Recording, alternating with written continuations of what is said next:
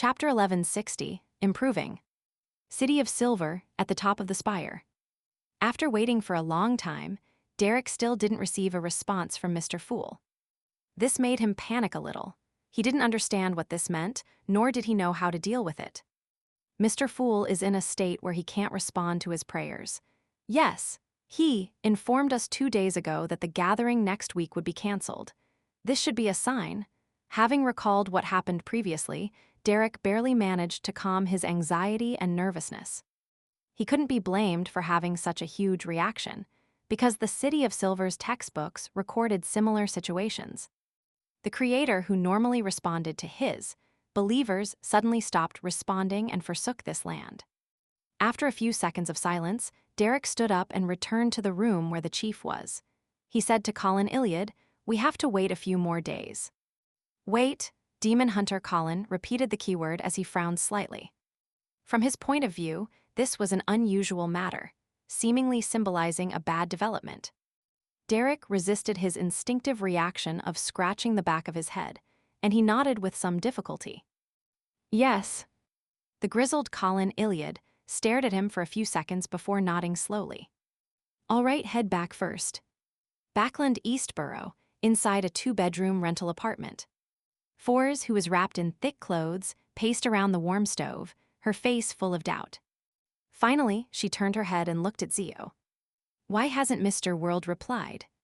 Perhaps he's preoccupied with something. Zio explained the reason she had long considered. Perhaps it's because it's not convenient for Mr. Fool to pass on your prayers. He has temporarily paused the gathering. Fours nodded thoughtfully and said, "Mr. Fool informed us that the gathering will be temporarily paused next week. It was only decided in the middle of the week. Is this related to George III?" Recalling Mr. World's investigations all this time, Zio acknowledged and said, "Very likely." In the forsaken land of the gods, in the dead silent city. Dressed in a classic black mage's robe, Ammon led Klein into a relatively complete cathedral. Segmented stone pillars lay tilted, and dark red weeds grew out from their cracks, wrapping around the avian sculptures. With the animal hide lantern in hand, Klein surveyed the area and confirmed that the residents of this city weren't truly dead. There were still a few survivors left. He had no idea what method they had used to transform into monsters of the deep darkness. They were hiding from the faint yellow light, surrounding a cathedral in a place that couldn't be seen. They wanted to attack the 2 ordinary-looking humans, Klein and Ammon.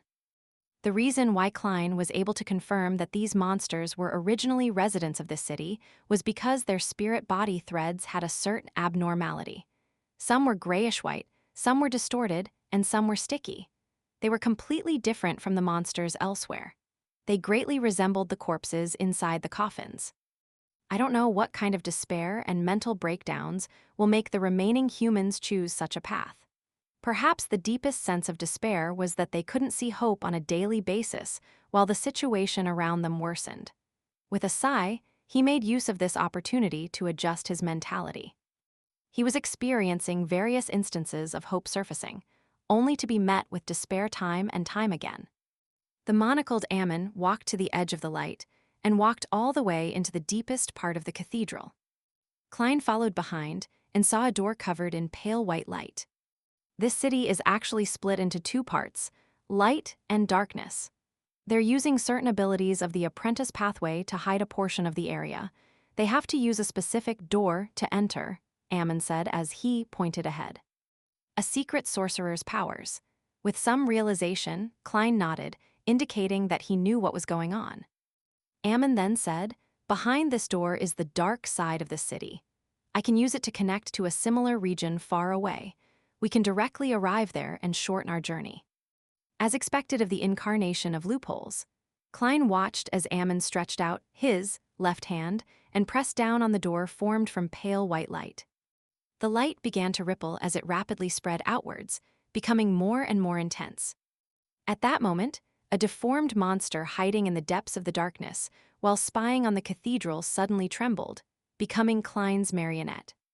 20 or 30 seconds ago, Klein had already completed the process of obtaining initial control over it and deepened his influence. However, he waited until now before he completely converted it. Right on the heels of that, Klein and the marionette reached out their hands at the same time. They took advantage of the opportunity when Ammon changed the door, and they grabbed something. In his hand was something in the shape of a full moon, and was embedded with scarlet gemstones, the scarlet lunar corona. In his marionette's hand was an ancient, brass-colored master key. At the same time, they opened their mouths and made a bang sound. They used air cannons to push the scarlet lunar corona and the master key to the door of light. These two items combined could make one hear Mr. Door's pleas for help. This also meant that Mr. Door's powers could enter the real world to a limited extent. And this was the controller of all doors. He was one of the existences who was most unwilling to see Ammon become an heir or control Sephra Castle. Klein didn't expect that the sealed Mr. Door could really hurt Ammon. He only hoped that he could use this opportunity to interfere with the Angel of Time and create a good enough opportunity for himself. Of course, if Mr. Door could cause any abnormal changes to the door, magnifying or distorting the loopholes created by Ammon, thus affecting the King of Angels of the Marauder pathway and teleporting him far away, Klein would definitely sincerely thank Mr. Door for a week. After his previous attempts, Klein realized his greatest disadvantage. It wasn't that he was one sequence short and had a qualitative gap in power level. Instead, he had lost the initiative and couldn't make proper preparations. Every time he began preparing, he would be interrupted or foiled by Ammon. For a veteran magician, unprepared performances were often synonymous with failure. If he could make preparations in advance, he could quietly summon Mr. Azix, Rionette Tinker, and Snake of Fate Will Ossipton's historical projections. Against a sequence too, even if there was no way to deal with him, it would definitely create a very good opportunity to escape. At that moment, the scarlet lunar corona and ancient-looking master key whistled through the air and arrived at the door of light. The white light that formed the illusory door distorted and devoured the two items. It was dyed crimson as it collapsed into a whirlpool. It was as though the bottom of the vortex was invisible, like a gigantic eye. Just as Ammon was about to turn around, he made a slight pause as if he had heard an old friend's shout. However, this pause disappeared instantly, as though it had never appeared. With Ammon's gaze directed at Klein, the latter instantly lost 6 Beyonder powers. This included the control of spirit body threads, the summoning of historical void projections, paper figurine substitutes, flame controlling, underwater breathing, and bone softening. Of course, losing these 6 Beyonder powers for a marionette didn't affect Klein's subsequent operations. The indiscernible pause from before had allowed Klein to switch places with his marionette in time. He had already arrived deep in the darkness outside the cathedral. The deformed monsters around him trembled and turned into his marionettes. For targets such as these that weren't even sequence 5, it took only 2 or 3 seconds for Klein to transform them into marionettes. And by the time he summoned the scarlet lunar corona, he had already begun doing similar actions. As he enjoyed the darkness without any scruples, he attempted to transform into a concealed state or successfully commit suicide. At the same time, he reached out with his marionettes to grab at the fog interwoven with history. This time, he split the marionette into 3 groups, summoning Rionette Tinker, Mr. Azix, and Snake of Fate Will Ossipton, respectively. He didn't want to follow his past mistakes, where he had managed to succeed with great difficulty only to have them taken away by Ammon. With such arrangements, he might be left with 1 or 2.